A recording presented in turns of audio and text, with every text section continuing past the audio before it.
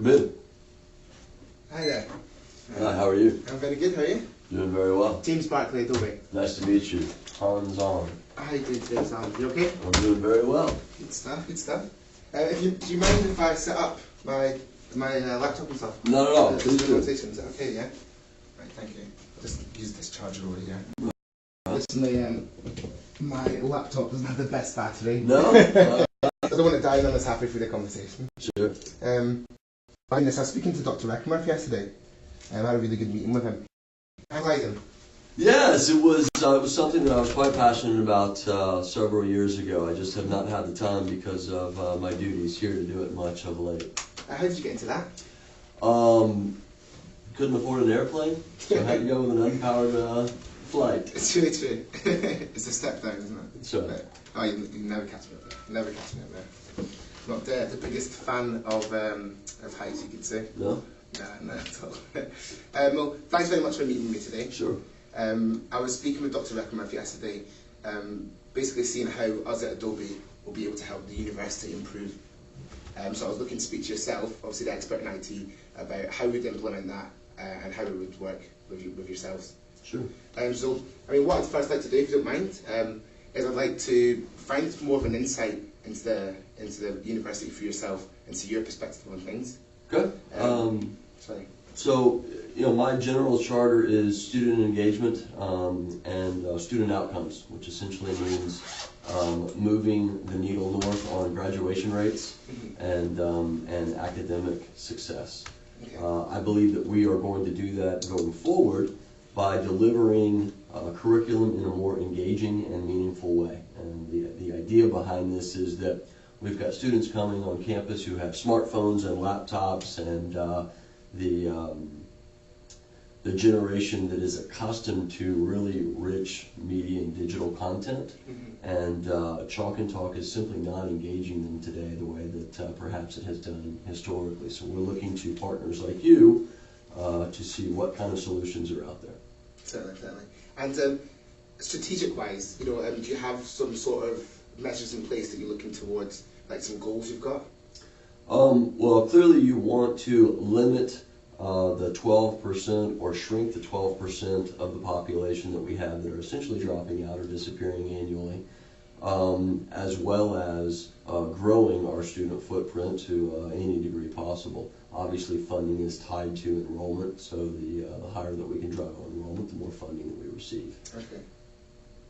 Enrollment. Okay, so just to summarise what you're saying there, attrition, is that a big problem? We just like 12% turnover, people dropping out every year. Sure, you'd like it to be zero, yes, certainly. but to make that number as low as possible is a goal, yes. Okay, and have you done any research into why these 12% are dropping out? Do you know any reasons why? Yeah, there's some thought that work schedules and inflexibility in regards to class time drives some of those folks to quit school and pursue whatever they're doing to pay the bills, and we'd like to make our curriculum as available and flexible for those students as possible. Right, brilliant.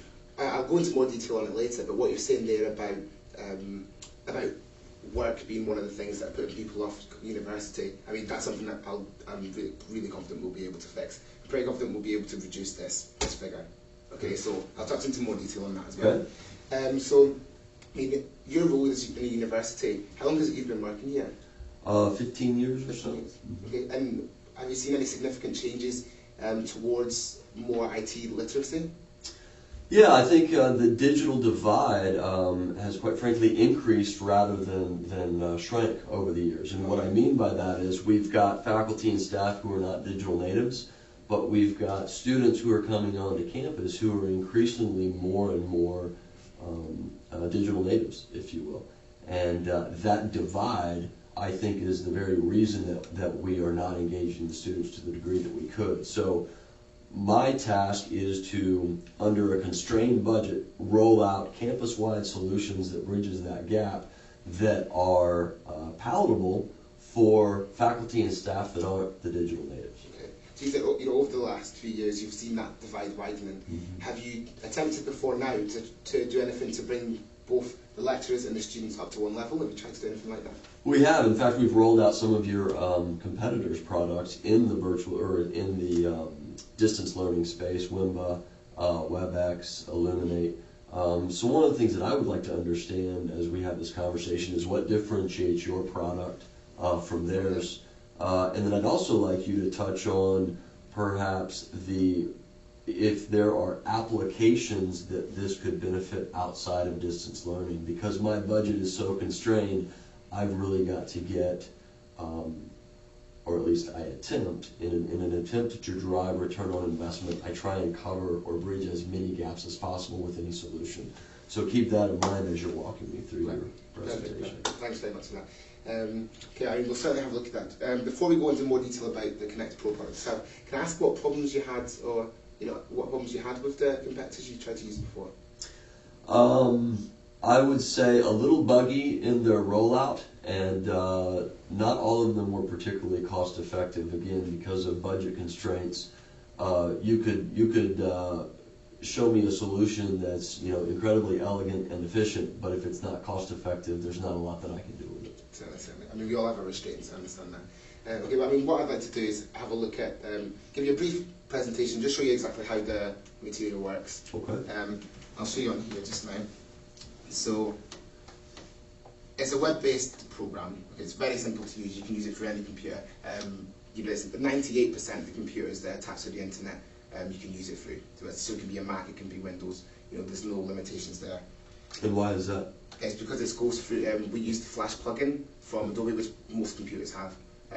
As well as that, you're saying about remote learning, spreading it out from just off-campus activities. The 98% is actually worldwide. So if you want to expand your market, University of Strathclyde, for example, they actually do courses across 14 different countries. So that's going to PriceBridge is going to be able to expand their courses to countries around the world, which is going to move you up from 87th. It's going to boost you up. Sure. So that's something that's going to help you. The first homepage is very simple. Type in your login username and password. You can make that the same as what students currently have just now with their email addresses and university login. So that will tie in there. The homepage it may look a bit busy to start off with. It's actually very simple.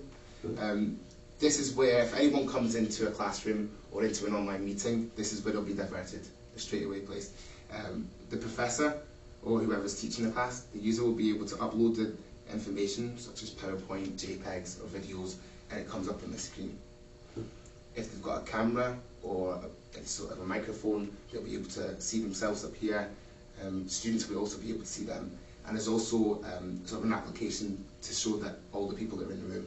So if you want to have more interactivity, people speaking to each other, that can be arranged. As well as that, there's the attendee list.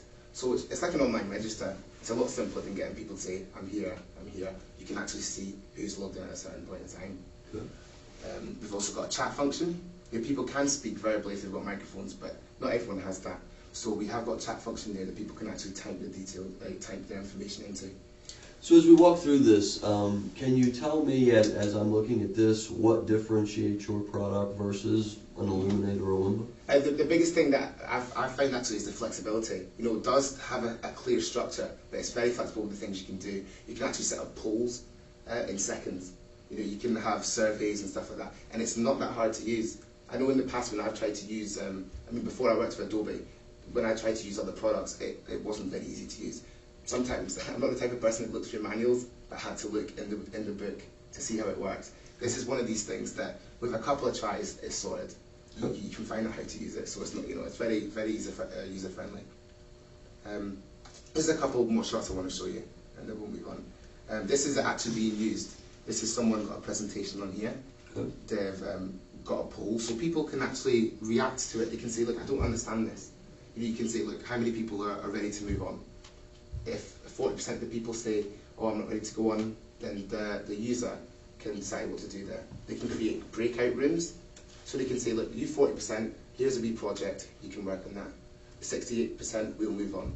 Okay, so it's very, very, we've actually, has been tested on it, and the retention of information through online learning is actually increased. It's better than traditional methods. Good. So yeah, it has proven to work very effectively. Good. So yeah, really, is there anything that you see in there that you are particularly attracted to? Yeah, I think that I appreciate what it brings to the table in a distance learning capacity. What do you believe are the functions or attributes that this could bring outside of simply distance learning? Okay, well, a big thing that we've actually seen, it's not just in academia, it's actually in the commercial industry.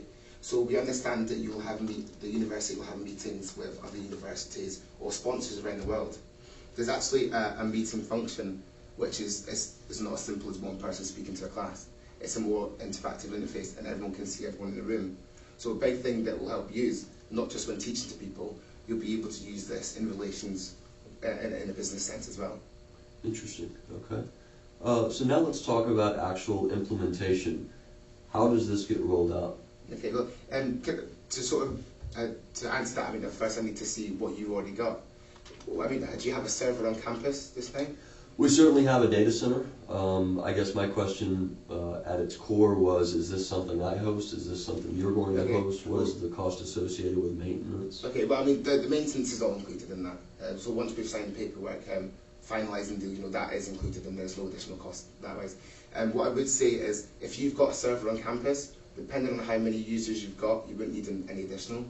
So how many concurrent users would you imagine you'd have? Well, if we rolled it campus-wide, we would be talking about 5,000 people. My concern is not maintenance from you, but if I'm installing this on my servers in a data center, I'm going to have staff that oversees this solution to ensure that it's up and running. Do I have the freedom or flexibility to install it any other way? To install it through other means? Perhaps hosted by you? I mean, we do need, there does need to be a server on campus to do that. I mean, it is very secure, it is very simple to use. We do have maintenance on there. If you think about the costs of an extra lecture, for example, I was speaking to Dr. Reckenworth yesterday. He tells me that the faculty staff, in comparison to students, the ratio is currently 8.6 to 1. Okay? If I proposed to him yesterday, why don't we start looking to move that towards 30? He said 20. He's happy with 20 to 1. Okay? So if you think about for each lecturer or faculty staff, we're actually doubling the efficiency whilst keeping the same quality of learning. The cost of employing one extra maintenance worker is almost insignificant in comparison to recruiting an extra 10 lecturers. Okay. So can you give me your ideas as I tell you there's this digital divide that exists between faculty and staff and students? If we roll something like this out institution-wide, how do I ensure that I get maximum utilization from folks who have proven to be rather intimidated by technology? Right, okay, certainly. I mean, there is going to be people that aren't keen to use technology. They're happy with the old ways. But as I said yesterday with the meeting with Dr. Reckenworth, I'd be more than willing to bring a couple of my guys down here to spend an hour. It wouldn't take more than an hour to speak to the lecturers, answer any questions they've got, and give them a quick run through how to use it. And I'd be comfortable with doing that because I'm that confident that it wouldn't take much more than that to do. Interesting. I would be comfortable to do that.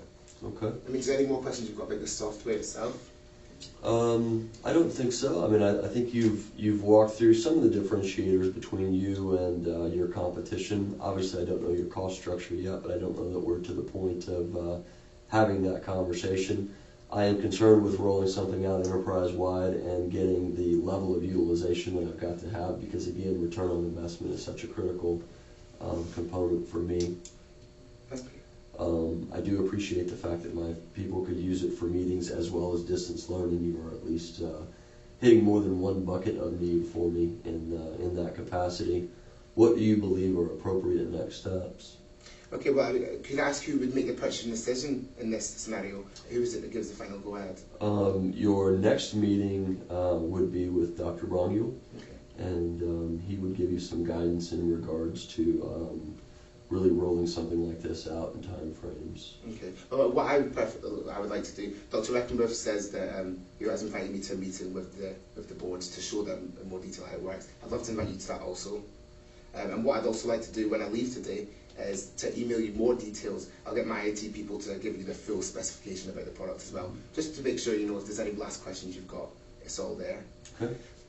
Another question I was going to ask before we talk about the next movement. Can I ask, how are you measuring your return on investment? How do you? Well, clearly it would be our graduation rates moving north, and are we shrinking the 12% dropout rate that we're seeing? Right, okay. Well, I'll give you my business card just now. Please do. Okay, and so there's my business card. All right. Can I take one? Is that your own one there? Yes. Okay.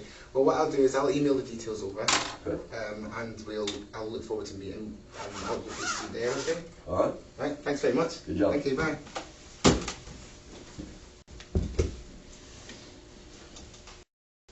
Yes, you sir. Thanks.